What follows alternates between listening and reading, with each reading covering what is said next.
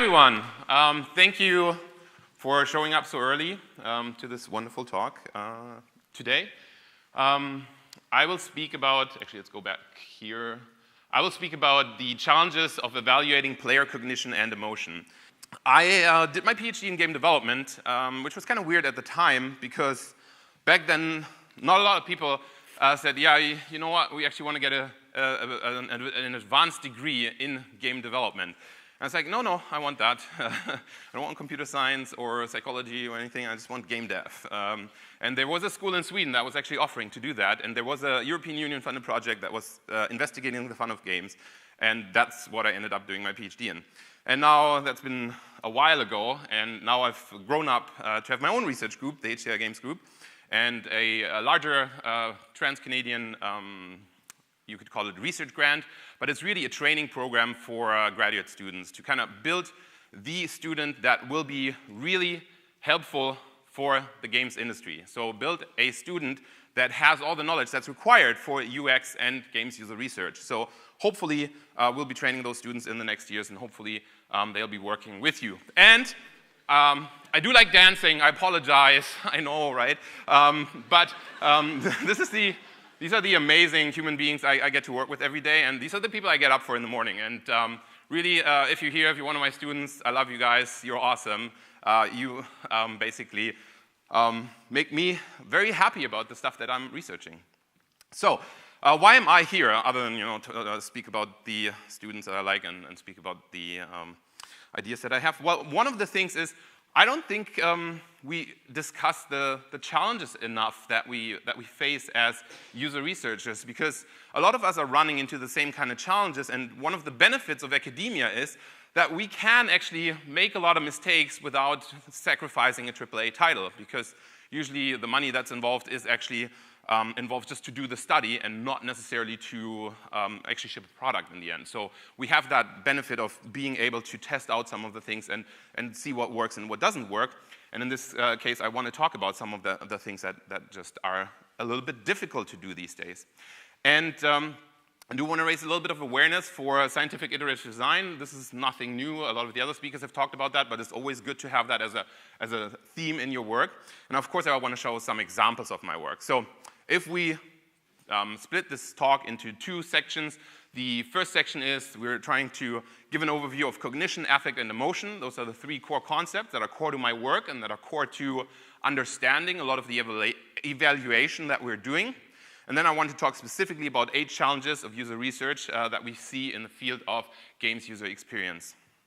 All right, so let me start with this. The idea behind emotion is that emotion works through neurochemical transmitters, which influence the areas of our brain and that help us guide our behavior and help us modify the information that we perceive. And they enable us to make decisions, right? There are a lot of studies, if you ever read Damasio's studies, there's a lot of studies about how difficult it is to make decisions when we cannot rely on our emotions. And as if you were in Raf Koster's talk yesterday, and if you have a little bit of knowledge about game design, you know that a lot of game design is essentially about how do we guide the decision-making process and how do we facilitate making decisions in a highly complex system.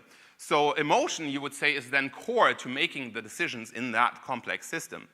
And so this is actually how I got to the study of emotions and cognitions, because I wanted to know, how much do we know about player emotions? How much can we find out? Can we actually study emotions? Can we get emotions from the face of people? I mean, if you look at the face of this person, you could probably kind of tell what the emotion is, right? One of the ways that we communicate emotions is through our face. And the interesting thing is, if you dive into the research literature, you see that there's a fine distinction between affect and cognition, right? They don't actually talk about emotion at first, they talk about affect and cognition. And Donald Norman, who wrote Emotional Design and, of course, the Psychology of Everyday Things, or later the Design of Everyday Things, also talked about that idea that affect and cognition are essentially these two concepts that help us process information, and they're part of a big information processing system. And the functionality of cognition is to make sense of the information that we're presented with, and affect refers to the immediate gut reaction that we have when we're exposed to a stimulus. So whenever a stimulus happens, we have an affective reaction to that stimulus. We can't help it. It just happens automatically. And cognition kind of helps us make sense out of that. And so affect specifically is defined as a discrete, conscious, subjective feeling that contributes to and influences an individual's emotion. So affect itself is the trigger to higher emotions that happen later. And cognition is kind of like, you know, the cleaning lady that comes in and says, you know, let's get your stuff off the floor. And like, this is where the books go. And that kind of just helps us make sense out of all of these different affective processes that we are encountering and the emotions that result from that. And if we look at the emotions that people display in everyday life, here's a wonderful picture of people being actually quite happy if you look at this overview of folks.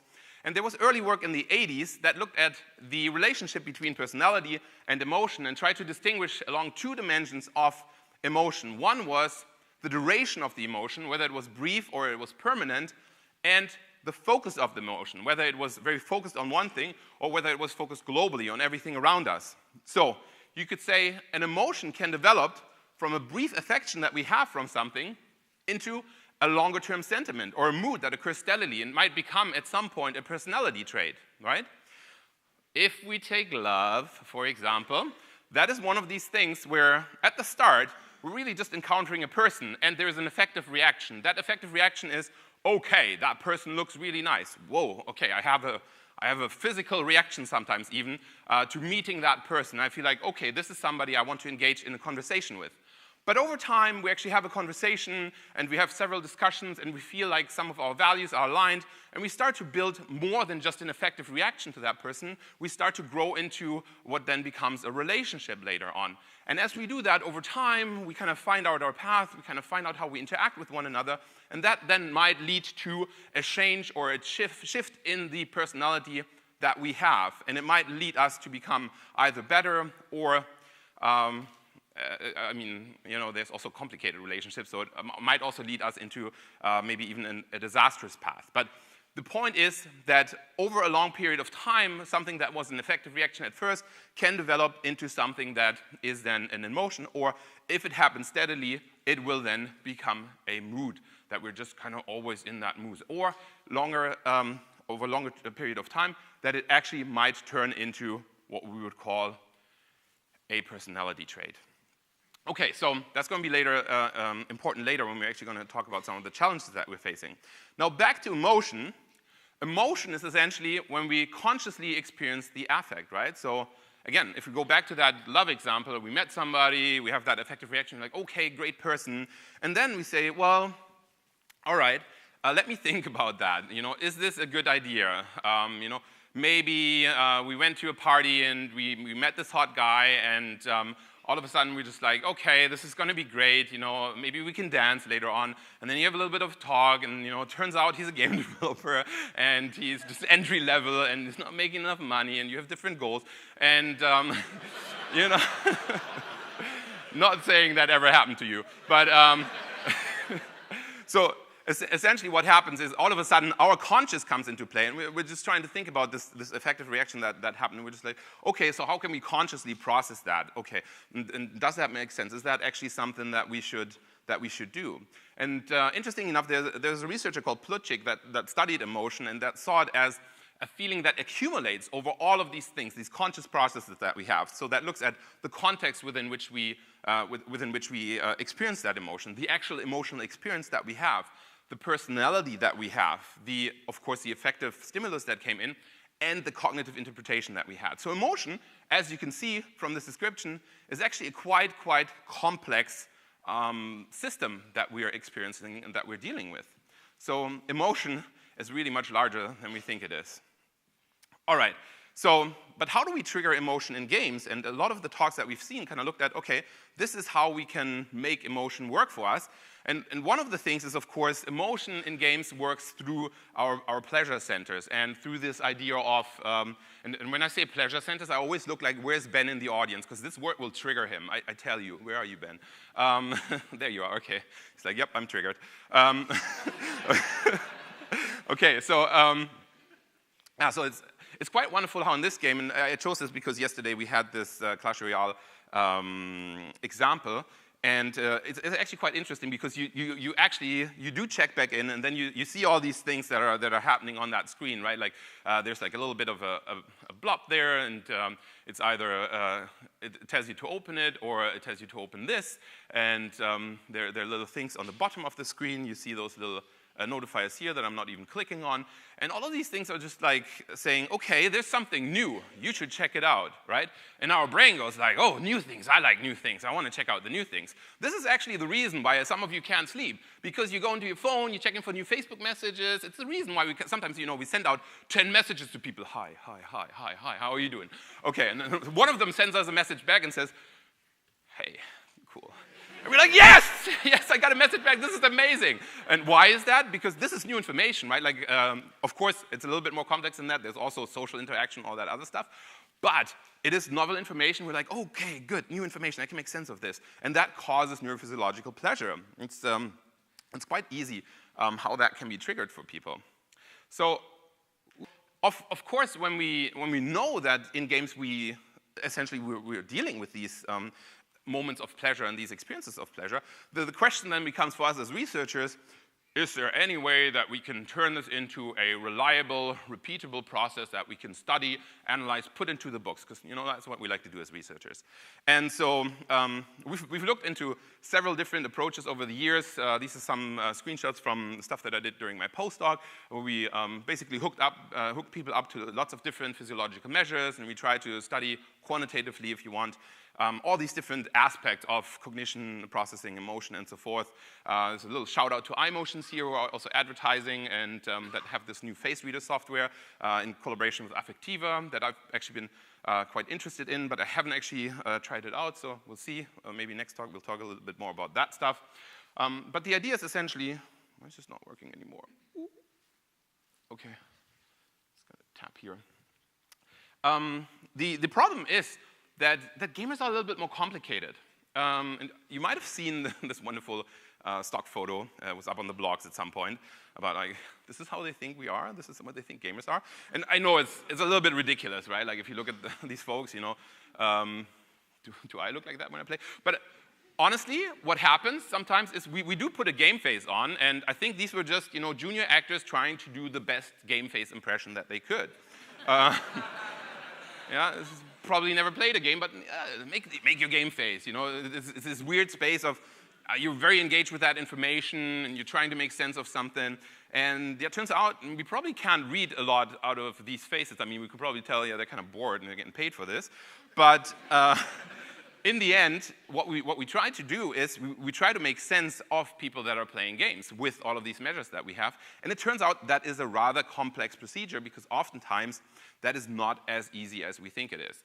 What we did is, can we study this over time? Now, I did a lot of studies over the last 8 years, different physiological measures, just trying to come up with opportunity or come up with ways that we can find opportunities to study this kind of emotion through the measure of electrodes on the face, on other areas. And it turns out, the facial expression is actually quite difficult, but if we look at something like EEG and other measures, we can do rather complicated, not easy, approximations of what is happening in terms of engagement with a game. So that is something we can basically cross-correlate with different measures where we have heart rate, we have EEG, we have even EMG, electromyographic measures, and we can try and come up with something that is an engagement index over time. But it is not something that is quite easy, and it's something that can actually, probably be done by some of the other tracking approaches that you can do in your games, such as looking at button presses and so forth.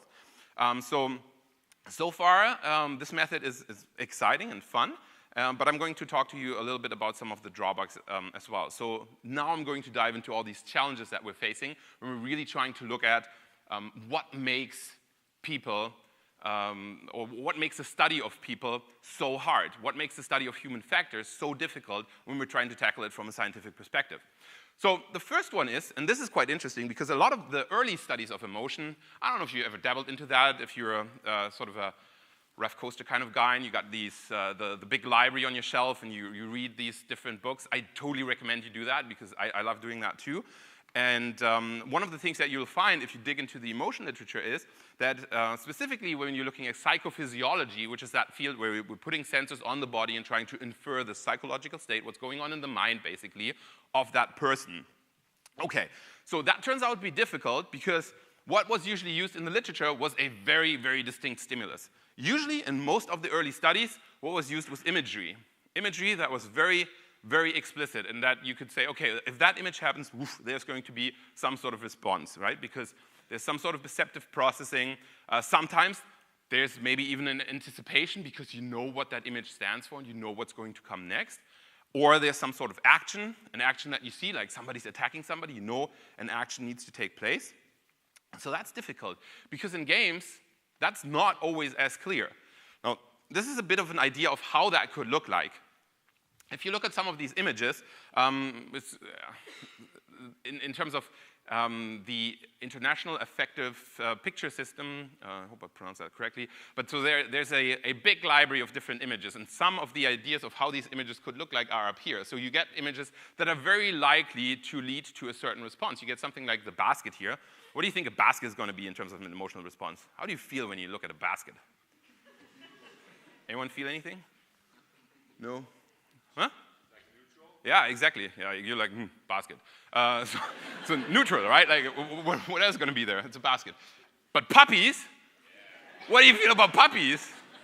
Ooh, puppies, love, right? Like puppies, I can see a puppy and everything's good. So puppies, funny enough, in this one are like a very positive stimulus. And then you got the one with the gun here. And you're like, oof, an action is inferred. Somebody is pointing a gun at me, probably going to shoot me. That's not so good. I'll probably die. So you basically have nice little calibrators for neutral, positive, negative. And then, of course, you can extend that into the social domain. You can look at things like things that you enjoy together, such as food. You have positive food, lots of chocolate on that ice cream. You can have something like a positive social experience where you're with peers and you're just kind of feeling like you have a good social environment. And you could have something where you feel positive but intimate, kind of like, ooh, there's, you know, a relationship. We're going to have a relationship here. Okay. So it's quite clear. I mean, some of you are chuckling, but it's quite like everyone has some sort of movie in their head going on when they see those images, and it's something that is quite likely to trigger a response. Now, in games, yeah, sometimes we have moments like this when essentially you're like, okay, I'm going to get the guy. I'm going to get, I got him, boom. Okay, and then you're just like, yeah, that was easy. And you have those moments where you're just like, you know, you're celebrating, running around a little bit. But you have moments that are really positive. You know, you're chasing an enemy, you're knocking out that enemy, and then it's just like, okay, this was good. But sometimes it's a little bit more complex. So I don't know if anyone remembers Super Metroid. No? Super Nintendo SNES Classic just came out like weeks ago, so play it if you can get to it. So Samus Aran, who's the main character down there, crouching, was just attacked. You know, like Mother Brain went all the way up into this big monster. And Samus is like, oh, look at the energy. Ugh, I am hit. What am I gonna do? And then this guy comes on, and you're just like, who's that? Well, if you played the game earlier, you will know that this is one of the baby Metroids that you encountered early in the level. And you're just kind of like, okay, you don't know really how to deal with it, and you're just kind of like, oh, alien life form, and you know, probably bad and all that stuff. But what happens here is quite weird because you were in this fight and you can't do it, and here comes this thing that you rescued, and you're just like, it's helping me. Oh, that's kind of cool, and you have these conflicting emotions about like, why is this helping me? Shouldn't I be shooting this? This is kind of strange.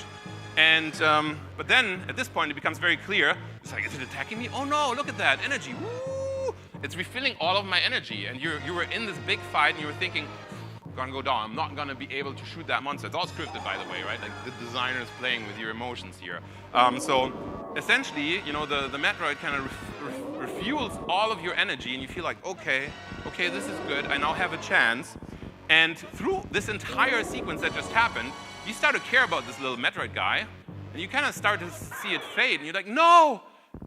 Oh my God! And then, you know, it's hit. It's just, it helped you. It's dead. It's bloating.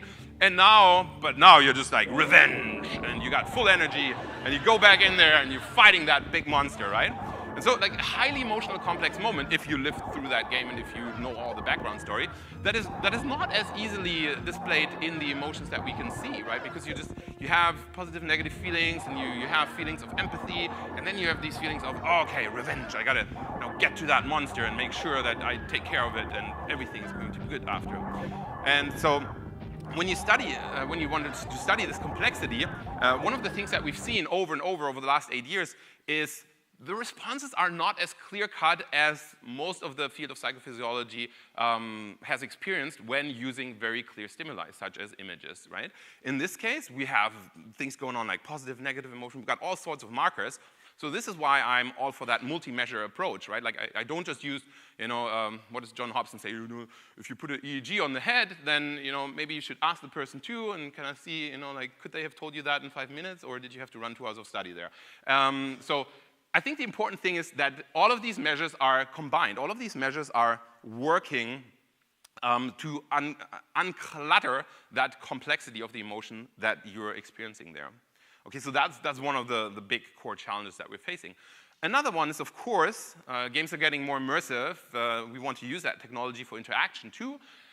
Well, we also want to do, and this is, by the way, a super fun German advert that says right here, life is too short for the wrong job.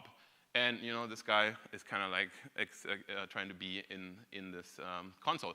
But the idea is essentially, so how do we process in real time the game system so that we can model or try to mimic the emotion that a game can have? And we did a lot of research into that, trying to, and this is actually a moment when you can't just pull the player out and ask them like, so how are you feeling? Well, I kind of want to keep playing.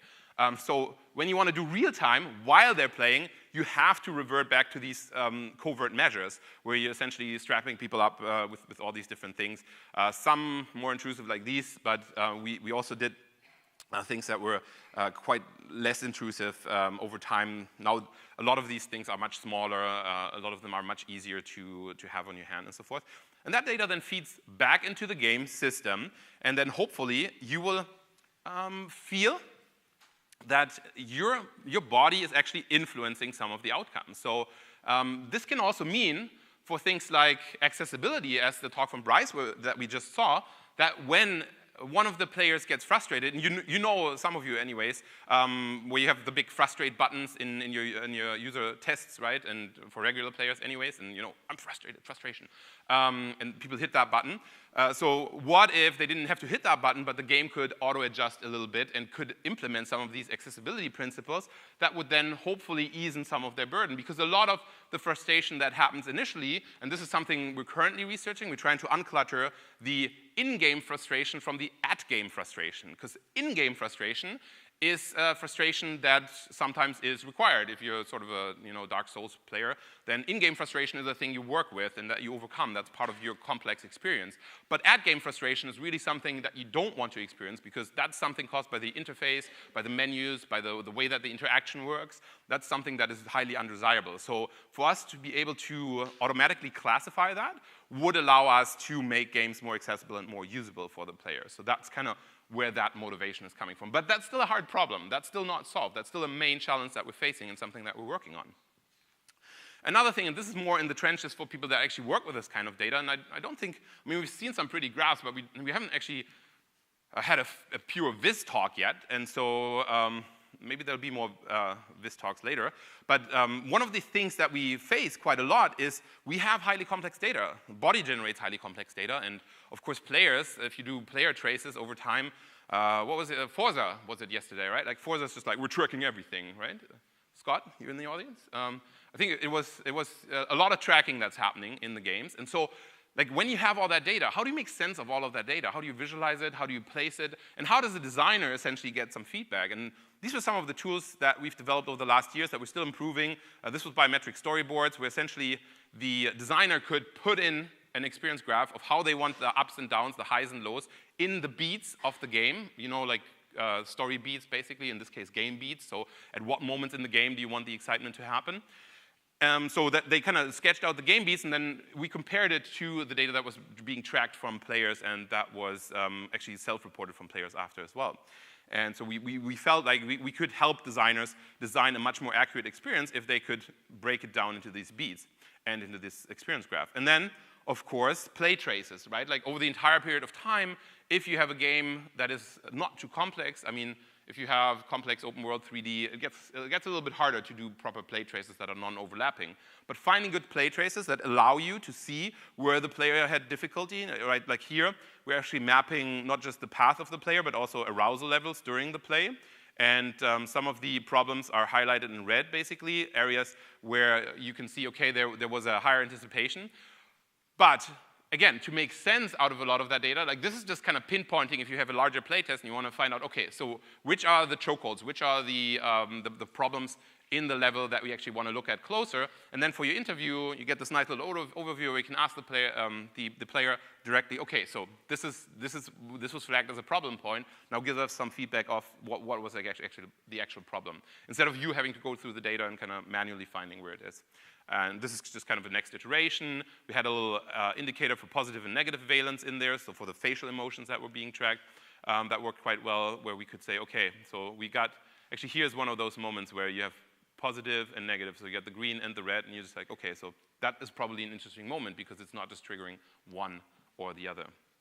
Okay, so that's another thing. So how do we visualize all that complex data?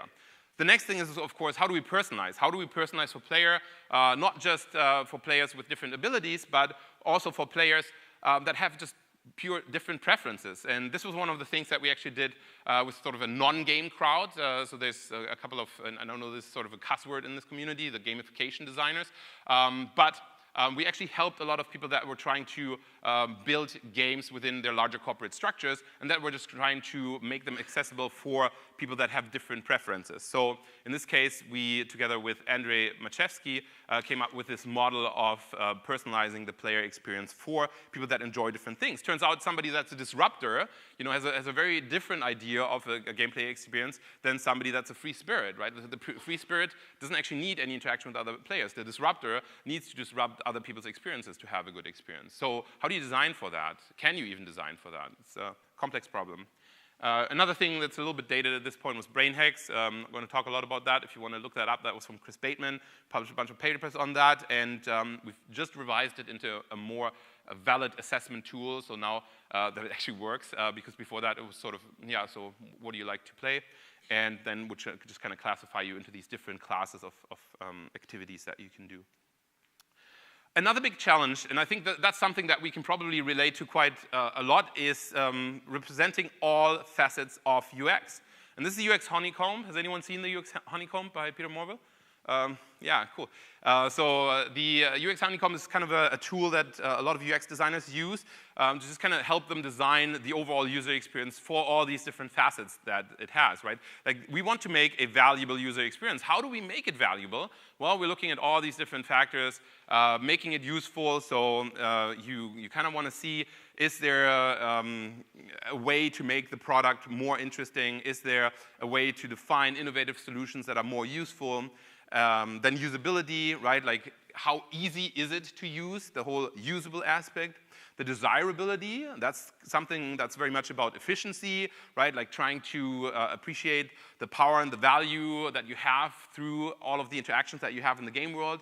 Now, findable, this is quite interesting because oftentimes we forget findable in the way that we're interacting. Findable is also something where we're just like, okay, so how do we find information? Well, oftentimes in games we don't need that as much, but we often have pickup quests and other stuff where that is also important. Accessible, we just had an entire talk about accessibility.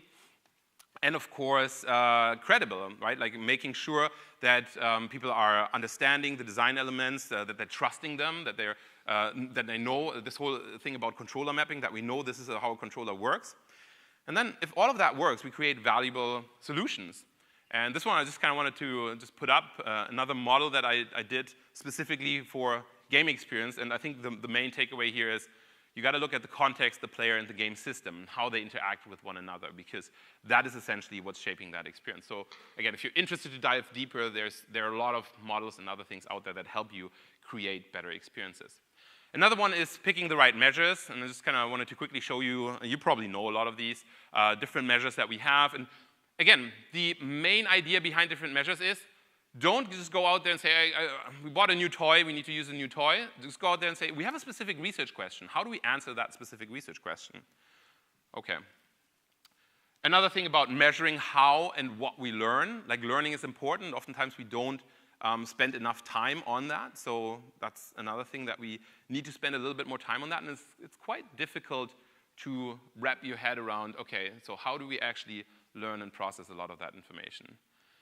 And the last one, and then I'm going to quit, so I'm just going to quickly show you some videos about that we just started to research, is evaluating VR immersion.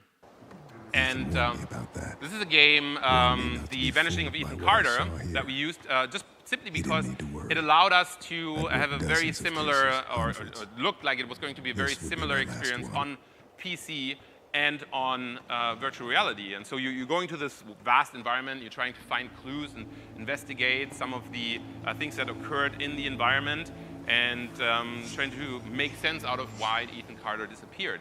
And it turns out that in this game specifically, if you listen,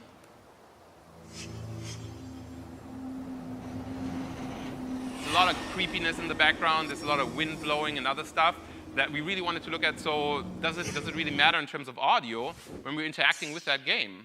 And this is what we came up with. We conducted a study on player experience with a commercial VR horror adventure game. From the results, we derived design guidelines for immersive VR games. 1. Audio feedback is important, but the visual senses are more prominent in VR. 2. Avoid forced camera movements when porting traditional PC-based games to VR. 3. Limit play session time for gamepad-based VR navigation, and consider studying game designs that can accommodate players taking a break when they feel nauseous. 4. Design for exploration in VR gameplay. For novice players, the sensory experience tends to be more important in VR than gameplay progression. This will help to inform our understanding of player experience in VR. Okay, so I'm going to leave you with those. So those were some of the guidelines that we found in the study that we did for immersive VR games, and specific focus again was for audio feedback. It turned out audio feedback actually wasn't important. As long as there is audio feedback, we're basically good. We just need some kind of audio feedback. It doesn't matter what kind of audio feedback, because we looked at different kinds, it just didn't make a difference. And in terms of forced camera movements, you've probably experienced that as well, that if you're engaging in an interaction that involves some locomotion in VR, people start to retch really quickly. So you kind of want to make sure that not a lot of that happens. Limiting play session time was another thing that was important. People wanted to get up and do other stuff. And designing for exploration actually turned out to be super important in virtual reality. Okay, well, I just wanted to briefly present that. If you want to chat more about some of the stuff that we did in our recent VR studies, please come and find me. I'm going to leave you with those 8 challenges. How do we induce player emotions? Real-time processing of human factors, visualizing complex high-density data, personalizing the player experience, representing all facets of UX, picking the right measures, measuring the learning, and evaluating VR immersion. Those are 8 challenges that I think are quite important for us to address and overcome over the next couple of years, and hopefully we'll all build better user experiences. Thank you very much for your attention.